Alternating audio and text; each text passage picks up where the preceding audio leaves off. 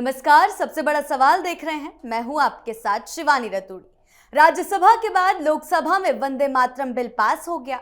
अब वंदे मातरम के अपमान, इसे गाने से रोकने या इसके गायन में जानबूझकर बाधा डालने पर कानूनी एक्शन लिया जा सकेगा। 3 साल की कैद, जुर्माना या दोनों सजाएं भी हो सकती हैं। बिल के पास होते ही राजनीति भी शुरू हो गई। मुस्लिम उलेमा नाराज है, ओवैसी नाराज हैं। सवाल ये है कि मुस्लिम वोटों पर राजनीति करने वालों ने इसका पुरजोर विरोध क्यों नहीं किया। इसी पर चर्चा करने के लिए मेरे साथ स्टूडियो में मौजूद हैं कैपिटल टीवी के editor in chief doctor Manish Kumar. Sir, बहुत बहुत स्वागत है आपका। धन्यवाद। सर, बिल पास हो गया, लेकिन राजनीति इतनी क्यों गरमा रही है? देखिए, कोई ये सोच नहीं सकता था कि वंदे मातरम, जिसको लेकर के आजादी के बाद से ही बवाल होता रहा, एक वर्ग हिंदुस्तान का वो पुरजोर इस चीज का विरोध करता रहा कि हम वंदे मातरम नहीं गाएंगे क्योंकि ये हमारे धर्म के खिलाफ है जी। और मजेदार बात क्या है कि इसमें बहुत सारे पॉलिटिकल पार्टीज ने भी इसका समर्थन किया। कभी हमने मैंडेटरी नहीं किया और जो कोई भी वंदे मातरम की बात करता था, लोग उसे कहते थे कि ये आरएसएस है, ये हिंदूवादी है, वो पता नहीं क्या क्या। टेक्निकली जन गण मन के जगह हमारा राष्ट्रीय जो एंथम है जी। वो वंदे मातरम ही होना चाहिए था। क्यों? क्योंकि आजादी की लड़ाई में वंदे मातरम के स्लोगन ने बहुत बड़ा काम किया था। लेकिन उस समय नेहरू जी के दिमाग में उस सेकुलरिज्म का कीड़ा, उस समय भी लोगों ने विरोध कर दिया, कह दिया कि नहीं, इससे जो है एक आकृति, एक छवि उभरती है। अच्छा, दुनिया भर में इतनी मुस्लिम कंट्रीज हैं, उसके नेशनल एंथम में क्या वो छवि नहीं निकलती? आप छोड़ दीजिए। जनगण मन किसने लिखा? रविन्द्रनाथ टैगोर ने लिखा। रविन्द्रनाथ टैगोर ने बांग्लादेश के भी नेशनल एंथम को लिखा है, अमार सोनार बांग्ला। उसमें भी वही डिस्क्रिप्शन है, वही डिस्क्रिप्शन है। वहां दिक्कत नहीं है, हिंदुस्तान में दिक्कत है। कारण क्या है?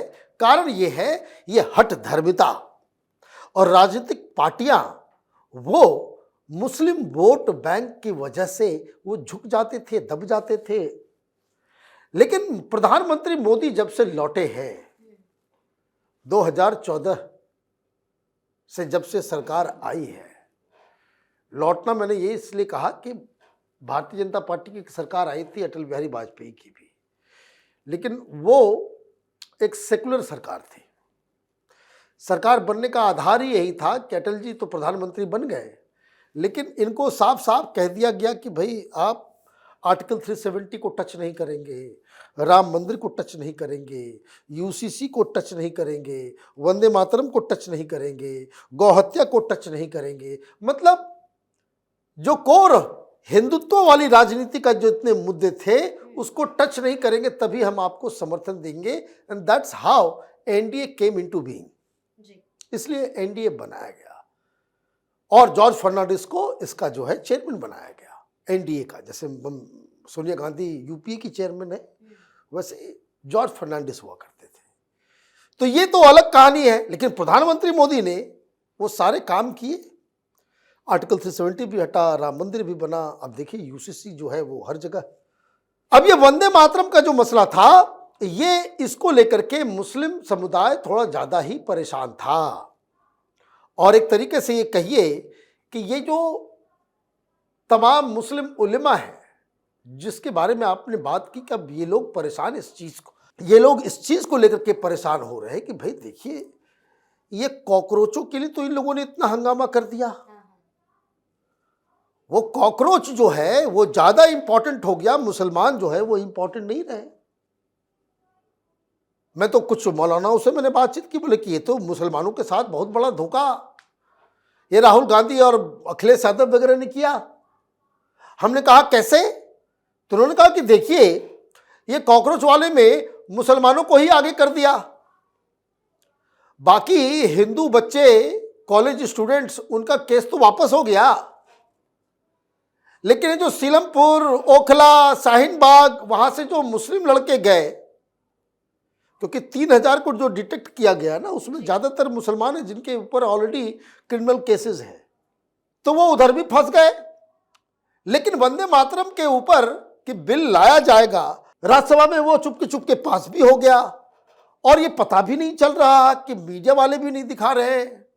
भाई बिल आया पार्लियामेंट के अंदर, ये तो बिजनेस कमेटी के अंदर ये डिस्कस हुआ कि हम राज्यसभा में आज जो है 2 दिन पहले हम राज्यसभा में पास करेंगे, कल लोकसभा में पास करेंगे।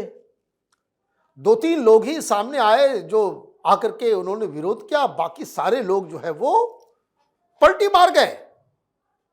मतलब सारे लोग सॉफ्ट हिंदुत्व खेल रहे हैं। यही कहानी है कि जो मुसलमानों के साथ जो सबसे बड़ा धोखा हुआ है, क्योंकि ये लोग यही कहते आ रहे हैं ना कि मुसलमानों को दिक्कत है, क्रिश्चियंस को दिक्कत नहीं है, सिख को दिक्कत नहीं है, जैन को दिक्कत नहीं है, किसी को दिक्कत नहीं है। इट इज ओनली, देखिए प्रधानमंत्री ने क्या किया, पहले उसको अनिवार्य किया कि कोई भी सरकारी कार्यक्रम होगा, कुछ भी होगा, वो वंदे मातरम पूरा पढ़ा जाएगा। पहले क्या होता था कि वंदे मातरम का एक पैराग्राफ, अब जो है पूरा का पूरा, जिसमें भारत माता देवी दुर्गा की तरह जो है उनको डिस्क्राइब किया गया है। अब तो गाना पड़ेगा, नहीं गाओगे तो 3 साल की सजा है। तो इसका मतलब ये है कि ये जो है आपको अब ये करना पड़ेगा। अब आप ऐसा नहीं कि खड़े नहीं होंगे या वहां पे गाएंगे नहीं, अभी लोगों की गिरफ्तारी भी होगी, सब कुछ होगा। तो ये जो मुसलमानों की तरफ से और खास करके अखिलेश यादव से उत्तर प्रदेश की ज्यादातर मौलवी मौलाना इसलिए नाराज हैं, वो ये पूछ रहे हैं कि भाई अखिलेश यादव ने खुल के सामने आकर के विरोध क्यों नहीं किया।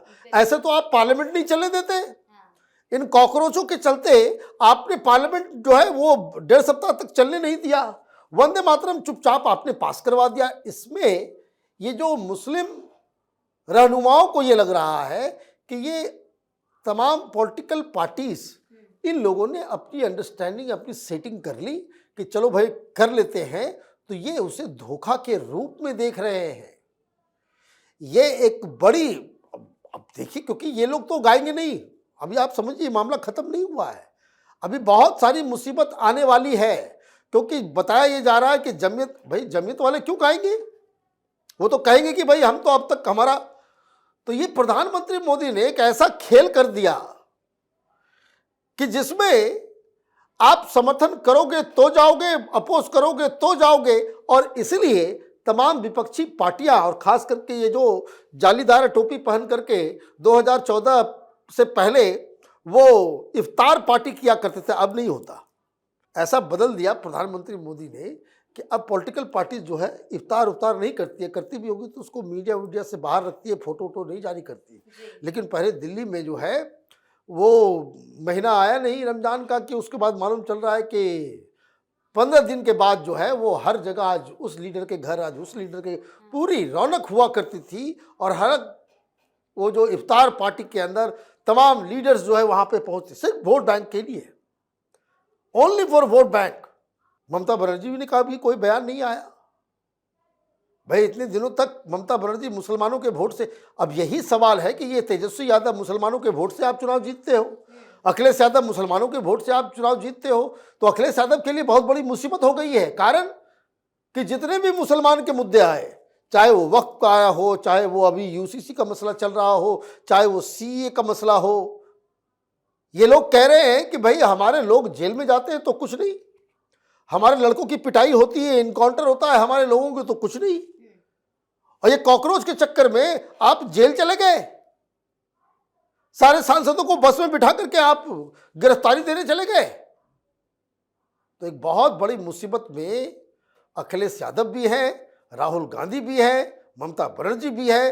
अब मुसलमानों को ये सोचना पड़ेगा। मैं शुरू से इस बात को कहता हूं कि दिक्कत क्या है मुसलमानों के साथ, कि वो अपने लिए वोट ही नहीं करते, वो वोट करते हैं बीजेपी को हराने के लिए। जब आप इस मानसिकता से अगर वोटिंग करने जाओगे तो यही होगा, सब लोग आपको जो है इस्तेमाल करके डस्टबिन में जो है वो डाल देंगे। जी सर, बहुत बहुत धन्यवाद आपका इन तमाम जानकारियों के लिए। धन्यवाद। तो संसद के मॉनसून सत्र में विपक्ष के भारी हंगामे और नारेबाजी के बीच लोकसभा और राज्यसभा दोनों से वंदे मातरम बिल पास हो गया। यानी कि अब साफ है, नए कानून के लागू होने से वंदे मातरम का अपमान करना अपराध माना जाएगा। हालांकि इसके पास होने के बाद अब राजनीति भी गर्माती हुई नजर आ रही है। तो फिलहाल इस खास शो में इतना ही। आपकी इस बारे में क्या राय है, हमें कमेंट सेक्शन में जरूर बताएं। वीडियो को लाइक करें, शेयर करें और चैनल को सब्सक्राइब करना ना भूलें। धन्यवाद।